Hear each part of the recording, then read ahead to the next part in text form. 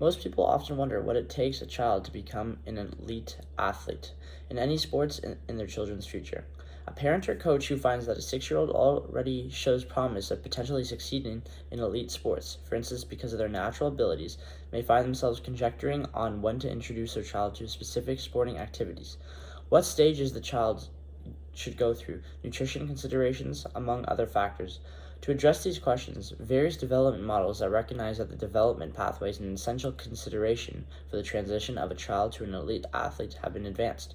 Among these models in the long-term athlete development, the LTAD is defined as a multi-stage training, competition, and recovery pathway that guides an individual's experience in sport and physical activity, from infancy through all phases of adulthood. Sport for life. The child athlete undergoes through 7 key stages to reach the epitome of elite athlete development. In a hypothetical case study, a 6-year-old hockey player will go through 7 stages of the LTAD, which with each of the different stages. The objectives, for instance, specialization, the aspects of physical development, anatomy, nutrition consideration, and training plan specific to the athletes, physical goals and needs. A 6-year-old male hockey player who intends to develop into the greater height in their sporting achievement can undergo through 7 key stages under the LTAD model. The first stage is the active stage for children from 0 to 6 years. In the case of a study male child who is 6 years old, the child will start at the active stage. The second stage, which is the fundamental stage, is between 6 to 9 years for males. The third stage is to learn to train, which is for children between 9 to 12 years for male children. The third stage is the train to train stage, which is between 12 to 16 years for males. The next stage for males between 16 to 18 years is the learn to compete stage. The stage is followed by the sixth stage, which is the train to compete stage, and runs from 19 to 23 years for males. The final stage is the train to win and can start from 19 years onwards for males. Each of the stages has different objectives, physical development, and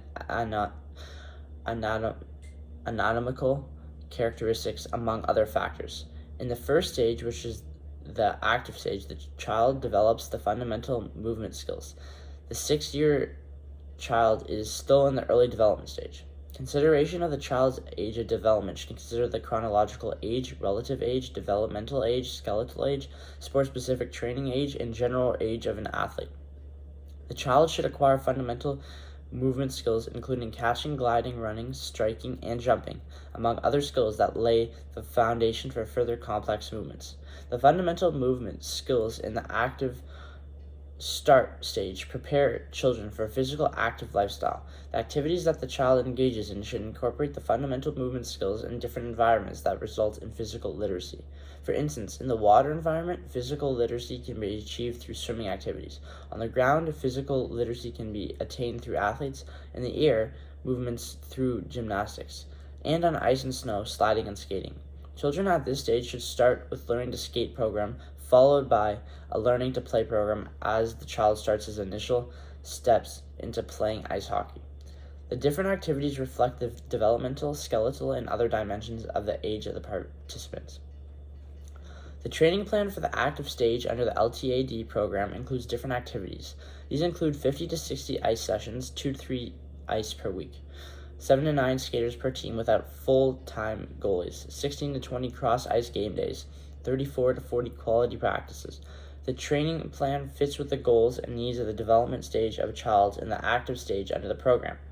In the fundamental stage, which is the second stage, the objective of the stage is to refine the fundamental skills that were developed in the active stage in the start of acquisition of basic sports skills. The fundamental stage also acts as a foundation for future acquisition of advanced skills. The focus of the stage entails the development of the boy's physical literacy. The child should master the movement skills. Motor development skills is also emphasized. On specialization, there is emphasis on participation in different sporting activities. Besides, the basic skills in hockey, such as puck control and skating, are introduced. The child should also be introduced to fun competition within a team environment. A training plan for this stage includes different activities that fall within the training needs and goals of the child based on their development stage. The plan includes 50 to 60 ice sessions consisting of 2 to 3 ice sessions made up of 2 to 3 ice sessions per week. A one-off ice 50 to 60-minute ice session, 60 to 20 cross ice games, 34 to 40 quality practices, and 9 to 12 skaters per team, without full-time goalies for the fun competition. The training plan fits with the needs and goals of the child at the stage of development. In the learn to train stage for the male hockey player between ages 9 to 12, the child goes through different changes: the physical development, anatomy, nutrition considerations, and levels of sports specialization. The child enters into a stage of accelerated learning in the motor control and coordination, accompanied by changes in the child's anatomy as they enter teenage. The stage is recognized as a critical stage for acquiring hockey skills. Just before the beginning of the growth spurt that accompanies teenage, the boy will have the best opportunity to learn and begin mastering the fine motor skills that are utilized in combination with other skills. The stage is also considered critical because what the athlete learns and fails to learn has a significant effect on the player's eventual success as an athlete. The stage is also crucial because the athlete should be able to transfer the concepts and skills from the practices to the game. There's no need to emphasize aspects such as group interaction, social activities, and team building. Besides, there's need to balance practices and games to ensure continued development as well as the mastery of the hockey skills. The diet should promote the child's growth spurt that is common at this age brackets. The stage entails diverse changes in development that shape training of the athlete in this age. The training plan at this age should take into consideration the growth trajectory, development needs, and goals of the budding athlete. A training plan for those between 10 and under will include 95 to 100 ice sessions undertaken 3 to 4 ice each week, 75 to 80 quality practices, 2 off-ice 60 minutes ice sessions, 10 to 12 skaters, and 1 goalie, and 20 to 15 games. The training plan for athletes in the 12 and under age brackets will include 30 to 35 game days, 80 to 90 quality practices, 12 skaters and 2 goalies, 105 to 120 ice sessions, and 2 off-ice 60-plus minutes ice sessions. The training session plan seeks to meet the different needs of the athlete depending on their chronological and developmental ages. In the train-to-train stage for children aged between 12 to 16 years, the changes and activities that the child will be involved in will be suited to their chronological and development age. In terms of specialization, their stage is geared towards further development of their sports-specific skills. At this age, competitions will be introduced. Besides, emphasis will be placed on support training, which will aim at developing the player's speed, stamina, and strength while still maintaining the player's flexibility. The athlete is required to consolidate their sport-specific technical skills in hockey, with emphasis placed on reducing the number of sports that the athlete is involved in to reflect the need for increased specialization. Besides, there is emphasis on additional development of the group and individual tactics. The emotional and social consideration of the athlete through social activities, group interaction, and team building. The training plan at this stage also reflects the different sports goals and developmental objectives of the athlete. Based on the needs and goals of the athlete, the training plan should consist of diverse dimensions. The training can include 160 ice sessions, 4 to 5 ice per week, 120 to 130 quality practices, 18 skaters and 2 goalies, 80-minute ice sessions that include combined and separate practices for team, 50 to 60 games, and appropriate off-ice training specific to the LTAD stage.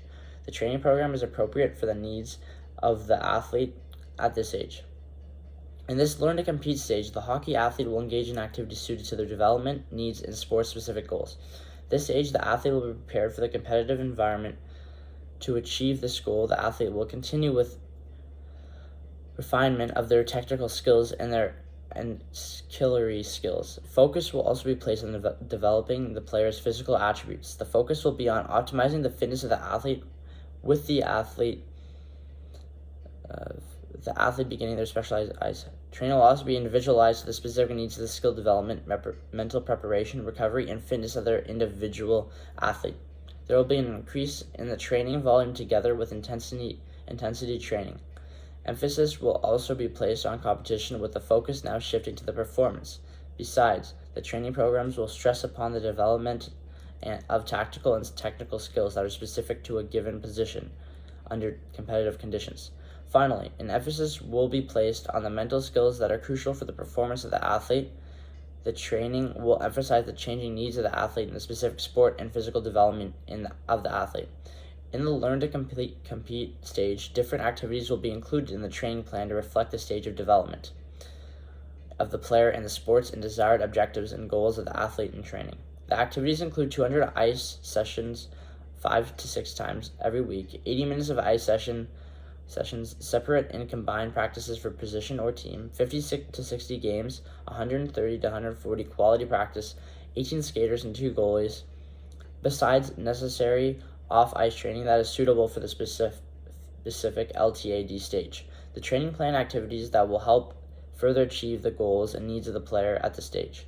The next stage is the train to compete stage, where the players engage in activities that reflect their trajectory towards competitive sporting activities.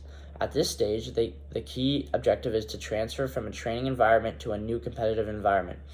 The goal is to consolidate the athlete technical skills while at the same time maintaining their physical capacities that underlie ancillary skills and ancillary skills. The training volume is maintained at a high level in the previous stage. The intensity of training will be increased based on the importance of competitions.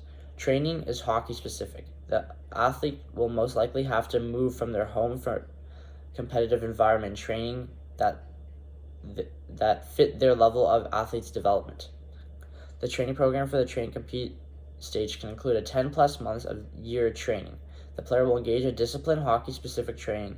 The training will support both the competition as well as the training needs of the athlete. Besides, the athlete development will also be individualized to the skills development, fitness, and mental preparation of the athlete. In training to compete, the activities and training plan will reflect the athlete's stage. In the final stage of training to win, the athlete will participate in activities that will be geared towards stabilizing their performance. The player will seek to maintain the highest levels of performance in world championships such as Olympics and NHL. As the final phase of preparation of the athlete, the maturation of the athlete is complete. The performance factors for the athlete are supposed to be fully developed to optimize the performance of the athlete in international and national competitions. The training programs and recovery programs will be individualized to prevent overtraining and to promote recovery of the athlete. The training plan at the final stage will reflect the highest levels of training of the athlete. The training will be shaped by the competition calendar. The final stage of training will involve the diverse range of training aimed at stabilizing the performance of the athlete.